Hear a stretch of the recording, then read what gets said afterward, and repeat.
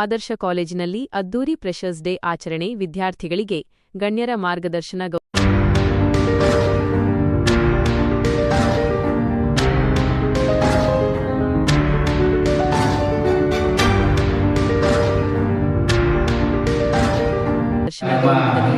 ನಗರದ ಪ್ರತಿಷ್ಠಿತ ಆದರ್ಶ ಕಾಲೇಜಿನಲ್ಲಿ ನೂತನ ವಿದ್ಯಾರ್ಥಿಗಳನ್ನು ಸ್ವಾಗತಿಸುವ ಫ್ರೆಷರ್ಸ್ ಡೇ ಪದಾರ್ಪಣೆ ದಿನ ಕಾರ್ಯಕ್ರಮವನ್ನು ಅತ್ಯಂತ ಅದ್ದೂರಿಯಾಗಿ ಹಮ್ಮಿಕೊಳ್ಳಲಾಗಿತ್ತು. ಗಣ್ಯರ ಉಪಸ್ಥಿತಿ ಮತ್ತು ಅಧ್ಯಕ್ಷತೆ. ಕಾರ್ಯಕ್ರಮದ ಅಧ್ಯಕ್ಷತೆಯನ್ನು ಜಿಲ್ಲಾ ಪದವಿ ಪೂರ್ವ ಶಿಕ್ಷಣ ಇಲಾಖೆಯ ಉಪನಿರ್ದೇಶಕರಾದ ಪಂಡರಿನಾಥ್ ಅವರು ವಹಿಸಿದ್ದರು. ಇನ್ನು ಕಾರ್ಯಕ್ರಮದ ಪ್ರಮುಖ ನೇತೃತ್ವವನ್ನು ಸಾರ್ವಜನಿಕ ಶಿಕ್ಷಣ ಇಲಾಖೆಯ ಮಾಜಿ ಉಪನಿರ್ದೇಶಕರಾದ ಆದಿಶೇಷರಾವ್, ಕಾಲೇಜಿನ ಪ್ರಾಂಶುಪಾಲರಾದ ರವೀಂದ್ರ ಎ. ಹಾಗೂ ರೈತ ರಕ್ಷಣಾ ಸೇನೆಯ ರಾಜ್ಯಾಧ್ಯಕ್ಷರಾದ ಡಾ.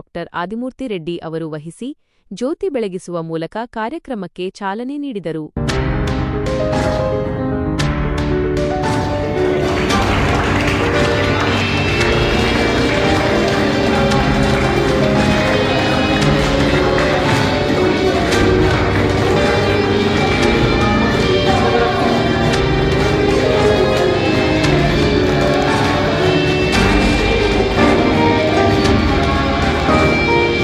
ವಿದ್ಯಾರ್ಥಿಗಳಿಗೆ ಭವಿಷ್ಯದ ಸನ್ಮಾರ್ಗದ ಬೋಧನೆ.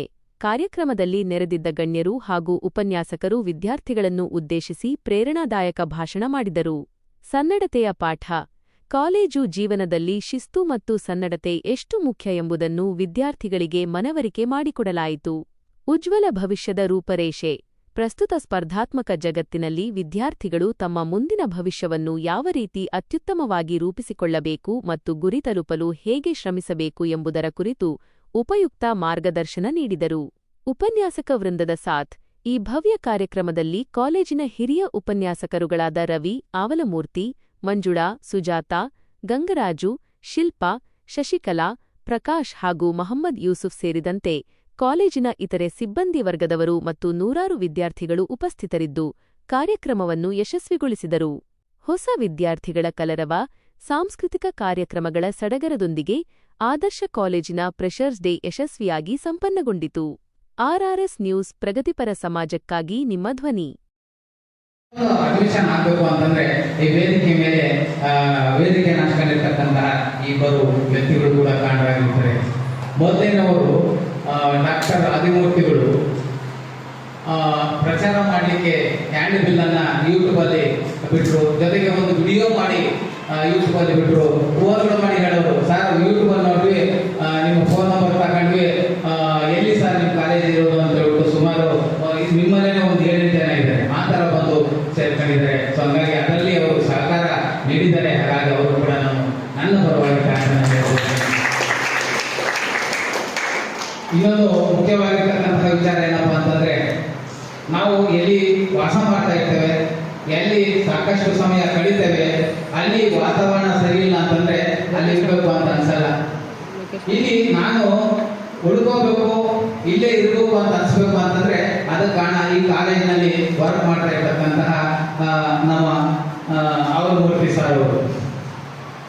ಕಾಲೇಜಿಗೆ ಪ್ರತಿ ದಿನ ಬಂದಾಗ ಅವ್ರು ನೋಡ್ಕೊಂಡೆ ನನ್ನ ಮೇಲೆ ಬರೋದು. ಯಾಕಪ್ಪ ಅಂತಂದ್ರೆ ಕಾಲೇಜ್ ಬಗ್ಗೆ ತುಂಬಾ ಆಸಕ್ತಿ. ಕಾಲೇಜಲ್ಲಿ ಇವತ್ತು ಇಷ್ಟೊಂದು ಅಡ್ಮಿಷನ್ ಆಗ್ಬೇಕು ಅಂತಂದ್ರೆ ಮುಖ್ಯ ಕಾರಣ ಅವರೇನೆ. ಯಾಕಪ್ಪ ಅಂತಂದ್ರೆ ಪ್ರಚಾರ ಮಾಡೋದ್ರಲ್ಲಿ ಅವ್ರು ಮುಂದಿದ್ರು. ಜೊತೆಗೆ ಅವ್ರದ್ದೊಂದು ವಾಟ್ಸಪ್ ಗ್ರೂಪ್ ಇತ್ತು. ಹೈಸ್ಕೂಲಲ್ಲಿ ಇದ್ದಾಗ 10th ಗೆ ಒಂದು ವಾಟ್ಸಪ್ ಗ್ರೂಪ್ ಇತ್ತು. ಆ ಗ್ರೂಪ್ ಅಲ್ಲಿ ಏನು ಇವ್ರು ಮಾಡಿರ್ತಕ್ಕಂತಹ ಒಂದು ವಿಡಿಯೋ ಇತ್ತು. ಜೊತೆಗೆ ಶ್ರೀ ಟಿವಿ ಅವರು ಜಿಲ್ಲಾ ಮಟ್ಟದ ಒಂದು ಟಿವಿ, ಅದು ಶ್ರೀ ಟಿವಿ, ಅದರೊಂದು ವಿಡಿಯೋ ಬಂದಿತ್ತು.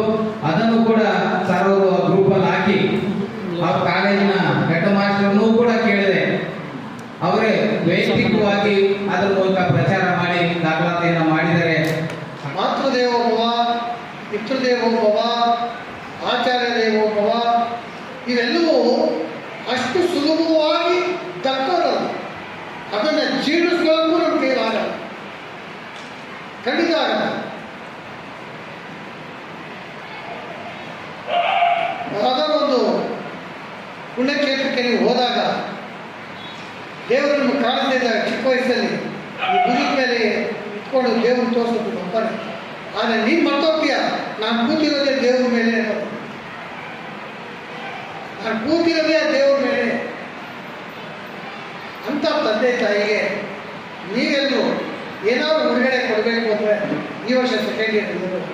ಒಳ್ಳೆ ರಿಸಲ್ಟ್ ಬರಬೇಕು.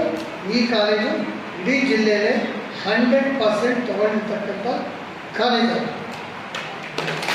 ಇದೇ ನಮ್ಮ ಆಶಯ, ಇದೇ ನಮ್ಮ ಆಸೆ. ಇದರಿಂದ ನಿಮಗೂ ಜೀವನ ಆಗುತ್ತೆ, ನೀವು ಪಾಠ ಹೇಳ್ಕೊಡ್ತಕ್ಕಂಥ ಮೇಷ್ಟ್ರಿಗೂ ಜೀವನ ಆಗ್ತದೆ. ನೀವು ಬಂದು ಫೀಲ್ಡ್ ಬಂದು ಗೊತ್ತಾಗುತ್ತೆ what is the difficulty of life. ನನಗೆ ನನ್ನ ಮೇಷ್ಟ್ರು ಹೇಳಿದ್ರು, ಹೆಂಗೆ ಹೇಳಿದ್ರು ಗೊತ್ತಾ, ಕಾಲನ್ನ ಹೆಬ್ಬೆರ ಮೇಲೆ ಈ ಬಲಗಾಲ ಹೆಬ್ಬೆರ ಮೇಲೆ ಇಟ್ಕೊಬಿಡೋದು, ಇದನ್ನ ಹೇಳ್ಕೊಳ್ಳೋದು, ಹೇಳು ಮುಖ್ಯ ಅಂದರು, ಹೇಳು ಪಾಠ ಅನ್ನೋದು. ಇವತ್ತು ಶನಿವಾರ ಹಿಂದ್ಗಡೆಯಿಂದ ಬಾ, ಇವತ್ತು ಸೋಮವಾರ ಮುಂದ್ಗಡೆಯಿಂದ ಬಾ. ಈ ಥರದ ಪಾಠ ಪ್ರವಚನ ನಿಮ್ಮ ಜೀವನದಲ್ಲಿ ಆಗಿಲ್ಲ.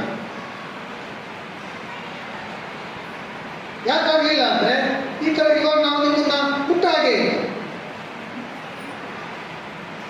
ಗಂಡ್ಮಕ್ಳನ್ನ ಮುಟ್ಟಿದ್ರೆ ಒಂಥರ ಬಾಧೆ, ಹೆಣ್ಮಕ್ಳನ್ನ ಮುಟ್ಟಿ ಹೇಳಿದ್ರೆ ಒಂಥರ ಬಾಧೆ. ಅದೆಲ್ಲ ಯಾಕೆ? ಸೂಕ್ಷ್ಮ ಆಗೋಗಿ ಜೀವನದಲ್ಲಿ